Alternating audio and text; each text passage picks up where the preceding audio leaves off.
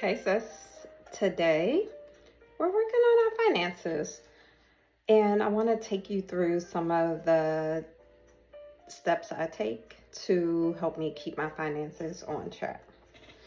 So, one of the things I do is definitely monthly. My husband and I have a financial meeting where we kind of plan out our monthly expenses and figure all of that out. But one of the things that I've learned is I also need a weekly time to look at my finances. And so for me, I have to make it feel a little like an experience, like an occasion, or else I won't do it. So I want to take you through a couple of things I do to create my dream money experience. So it starts first with the atmosphere. That's so important for me. I have my candle. I also have, I'm going to show you on my screen, I have soft music playing. And I have this beautiful scenery, and I pick a different one each time. I have, of course, my Excel documents. I have my tea that says more than able, because I want to remember that God is able. And I really just make it an experience.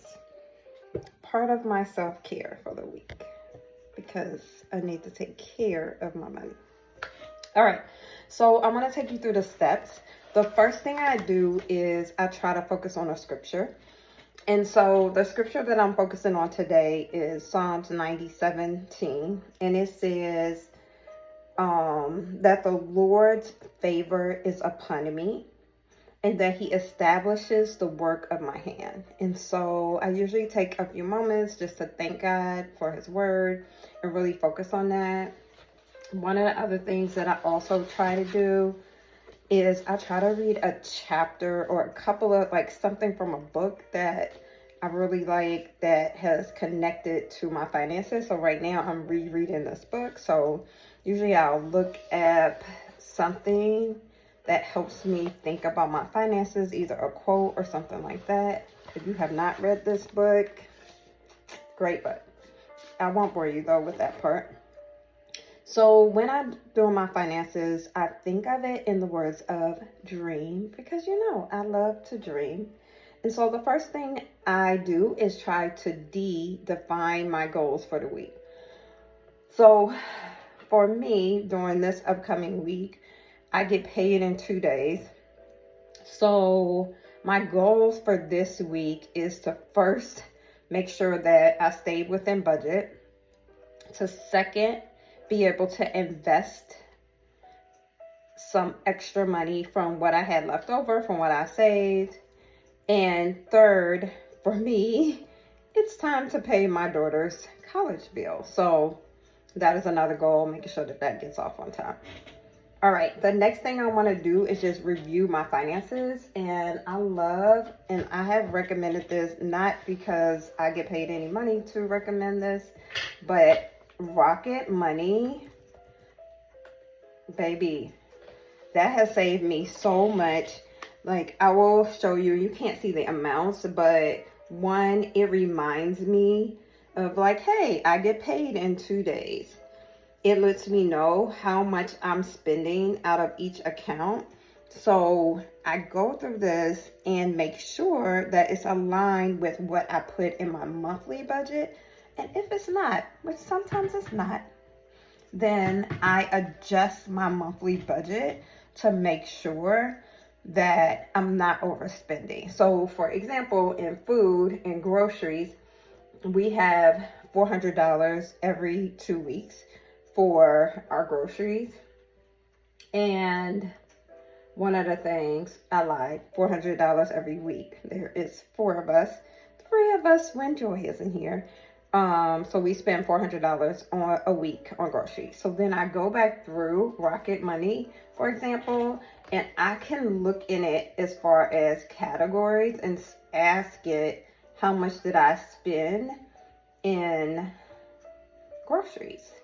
So let's just see, how much did I spend in groceries this week? So according to this, so far this month, I have spent $665 in groceries. So guess what that means? One, I need to go back through and just check and make sure, like, is that correct?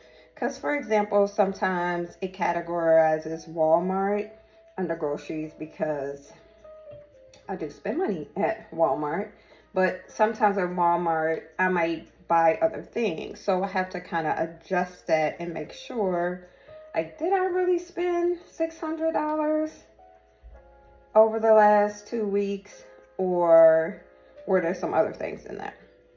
Because if I spend $600 and I only have $400, I have to cut $200 somewhere else that I can't spend on.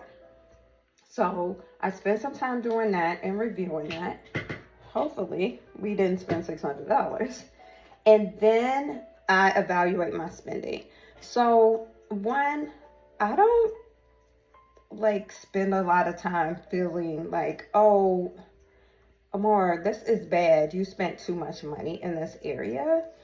I've learned that most of the time when I'm spending money, either I really am spending on something I really need, or I'm not tracking. So I try to learn from that rather than feeling shame about it. And I try to create a new system to fix that. So after reviewing my spending and seeing, like, okay, if I spent an extra $200, where else can I take that? Because I have a monthly document, and that has like what we're supposed to spend each month. I compare that to what Rocket says, make adjustments, and then I adjust the budget. So for example, if I was to put here groceries, $665 since the beginning of the month. One, if this would be for a week and a half so far, because today is January 12th. So January 14th would be 2 weeks. So really, when I think about it that way, I'm not really over, as long as today, which my husband is out grocery shopping right now, he doesn't go over that amount. And if not, then we're on track. Then I'll also go through, for example, our mortgage came out. I go in and I just check, did the mortgage come out when it said it was going to? Did it not? Just doing double checks and seeing what other things came out. Another thing that I love about Rocket, I'm sorry I keep griping about Rocket, is it tells me, like, this is how much you've spent. This is how much you have left to spend in your accounts. I love that because that helps keep me on track. And it also tells me if there were any subscriptions that are coming up that I either need to be aware of or realize, oh, I have the subscription that I need to cancel and I haven't canceled it. Love Rocket Money. Okay, so after I've adjusted my budget, as I said, if I really spent $665, if I felt like that was too much, then I might go down to the other parts of my budget and look for entertainment. I have entertainment for $50 a week. And so I might need to take a little money out of entertainment. But right now, I feel like we're okay. And the last thing I try to do is then motivate myself to be on track for the upcoming week. So I'm looking at this. I'm like, okay, $665. Let me get my calculator out. For 2 weeks, it's supposed to be $800 minus $665. That means I have $135 left for food. And how do I motivate myself to stay on track? One is just that I realize that if I go over, looking at my other areas, it means I can't do different things. That's motivation enough for me for this week. The other thing that motivates me is I think about what is my investment goal for this month. And I know that I want to increase my investments this month. And so I know if I go over, I'm not going to be able to do the investments that I need to. I also know that I have lots of money goals for this year, like going on my Hawaii trip with my husband to celebrate his 50th birthday. So a lot of times I have a document in our budget that lists our financial goals, and I love to review those at the end of reflecting on my budget for this week and looking towards the week before. As I said, I try to make this a really peaceful time, a really quiet time by playing music, having my tea, and focusing on my goals ahead rather than focusing on lack.